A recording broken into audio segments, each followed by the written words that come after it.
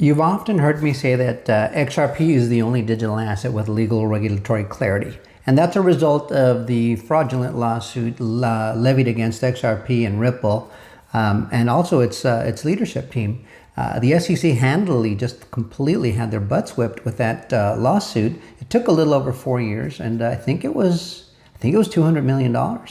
But they got it done, and it gave XRP only legal regulatory clarity. No other blockchain has that right now. That's one of the reasons you want the Clarity Act, to give the entire crypto space that clarity.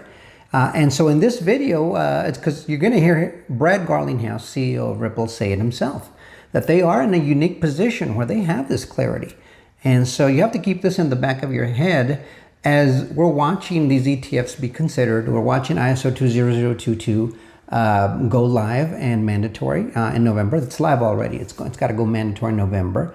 We're watching smart contracts go live on the XRP ledger in January of 2026.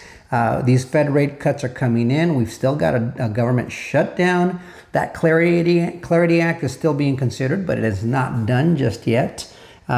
And then we see things like the acquisitions Ripple is making, the integrations that are occurring with Ripple, all the stuff moving around in the background. And some people are focused on price. I don't care. I haven't been focused on that since I bought it 7 years ago, because I know where we're headed. It's nice that it's higher now than it was when I bought it initially. But I'm seeing them build out the infrastructure so that when that light goes green, when everything just has to go blockchain based on ISO 20022, this is the company and the digital asset that's going to have everything in place, all the right relationships, all the right tools, all the right software, all the right platforms to serve major corporations, major governments, large amounts of value, derivatives, payments, you name it, they can do it. And they're the only ones doing all of this. There's nobody else. You can look. I look. And there are some others trying a few things here and trying a few things there, but this is a whole of system approach, the entire financial system globally. So take a look and listen to what Brad has to say here, and let me know what you think. But for me, these dots connect themselves pretty easily. So we'll see you guys on the next one. Till next time, adios amigos. Like, share, subscribe, and bookmark. I'm wondering too, kind of dipping back into market structure here for a second. I mean, if the Senate doesn't get stuffed on market structure, you've said that you've already seen this increased interest in things like stablecoin in the markets. I mean, does that kind of put a freeze on things? If there's no regulatory clarity coming from Congress this year and no certainty, is that going to make it that much harder for a lot of the digital asset space to gain traction with companies, gain traction with banks?